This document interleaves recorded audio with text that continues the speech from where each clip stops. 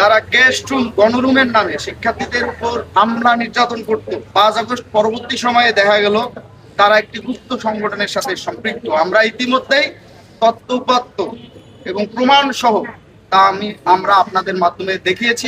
আপনারা ইতিমধ্যে জেনেছেন আমরা কি উদ্দেশ্য এবং লক্ষ্য নিয়ে আজকে মাননীয় মহোদয় বরাবর স্মারকলিপি প্রদান করেছি। যে 5 আগস্ট পূর্ববর্তী সময়ে গেস্ট রুম গণরুমের নামে সাধারণ শিক্ষার্থীদের যেভাবে নির্যাতন নিপীড়ন করা হতো, জোর জবরদস্তি করে হল থেকে মিছিলের আকার বড় দেখাতে নিয়ে যাওয়া হতো, সমাবেশে নিয়ে যাওয়া হতো, সেই কালচারটি ছিল সাধারণ শিক্ষার্থীদের জীবনে একটি বিভীষিকাময় অধ্যায়। সেই অধ্যায়ের আর পুনরাবৃত্তি হবে না এই বিষয়ে আমরা বাংলাদেশ জাতীয়তাবাদী ছাত্রদল অতীতের ন্যায় সবসময় বদ্ধপরিকর। আমরা বিশ্বাস করি বাংলাদেশ জাতীয়তাবাদী ছাত্রদল যেভাবে তার কর্মকাণ্ড এগিয়ে নিয়ে যাচ্ছে, সেই কর্মকাণ্ড অব্যাহত থাকলে প্রকৃত অর্থেই বাংলাদেশের সর্বোচ্চ বিদ্যাপীঠ ঢাকা বিশ্ববিদ্যালয় সহ সারা বাংলাদেশের ক্যাম্পাসগুলোতে একটি শিক্ষার্থী বান্ধব পরিবেশ থাকবে এবং অপর যে সংগঠনগুলো আছে, ক্রিয়াশীল প্রগতিশীল সংগঠন, সবার গণতান্ত্রিক অধিকার চর্চার একটা পরিবেশ নিশ্চিত থাকবে।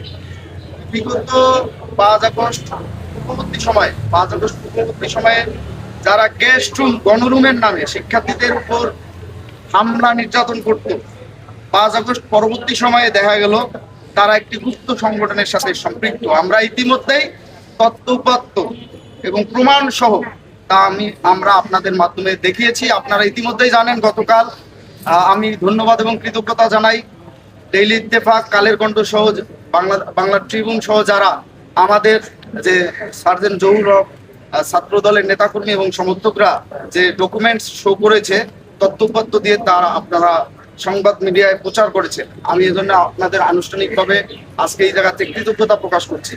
আসলে 5 আগস্ট পরবর্তী সময়ে ক্যাম্পাসগুলোতে যারা ছাত্র রাজনীতি চাই না বলে সকাল বিকাল রাত ভোর রাত মিছিল মিটিংয়ে একদম ক্যাম্পাসে মক কালচারকে একদম উস্কিয়ে দিয়ে নাবিশ্বাস তুলেছিল বাংলাদেশের গণতন্ত্রকামী শিক্ষার্থী সংগঠন সহ সাধারণ শিক্ষার্থীদের, তারাই কিন্তু পরবর্তীতে দেখা গেল একটি গুপ্ত সংগঠনের সাথে সম্পৃক্ত।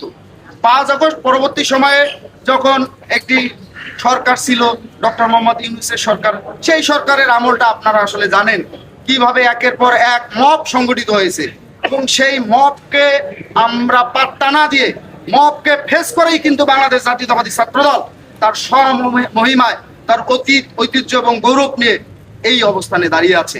5 আগস্ট পরবর্তী সময়ে যখন একটি সরকার নির্বাচিত হয়েছে প্রত্যক্ষ ভোটের মাধ্যমে, গত 12ই ফেব্রুয়ারি বাংলাদেশ জাতীয়তাবাদী দল বিএনপি সরকার নির্বাচিত হয়েছে, সেই সরকারের যে মূল সংগঠন, যে সংগঠনটি সরকার গঠন করেছে বাংলাদেশ জাতীয়তাবাদী দল বিএনপি, সেই দলের আমরা কিন্তু একটি আমরা বিশ্বাস করি যে 5 আগস্ট পূর্ববর্তী সময় এবং পরবর্তী সময়ে কিছুদিন যেভাবে মবকে উস্কে দিয়ে কিছু মুক্ত নামে বেনামে দোকান খুলে বিভিন্ন অসৎ উদ্দেশ্য হাসিল করার জন্য ক্যাম্পাসকে উত্তপ্ত করেছিল, তারা 12ই ফেব্রুয়ারির পর তারা যদি মনে করে যে তারা আগে সেই পরিবেশ পরিস্থিতি তৈরি করে তারা পার পেয়ে যাবে, তাহলে তারা প্রকাশ্যে বাস করছে।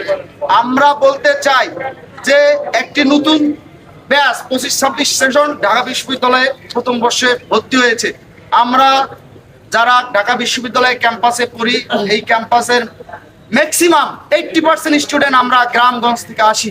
আমরা আবাসিক সুবিধা বিশ্ববিদ্যালয় প্রশাসনের পক্ষ থেকে যদি পেয়ে থাকি, আমাদের পড়াশোনার বা একাডেমিক যে লাইফ সেটা সুন্দর স্বাচ্ছন্দ্যে পরিচালিত করতে আমাদের উপকার হয়। কিন্তু যেহেতু আমাদের ইতিমধ্যে সাধারণ সম্পাদক বলেছে ঢাকা বিশ্ববিদ্যালয় একটি আবাসিক বিশ্ববিদ্যালয় নয়, এখানে আবাসন সংকট রয়েছে। আমরা এই জন্য মাননীয় ভিসি মহোদয় বরাবর আমরা স্মারকলিপি প্রেরণ করেছি। যতটুকু সম্ভব অবশ্যই প্রথম বর্ষের শিক্ষার্থীদেরকে মেধার ভিত্তিতে তাদের সিট সংকট নিরসন করতে হবে। একই সাথে যাদের প্রথম ধাপে বা দ্বিতীয় ধাপে সিটে তোলা সম্ভব হবে না, ওঠানো সম্ভব হবে না, অবশ্যই তাদের আবাসন বৃদ্ধি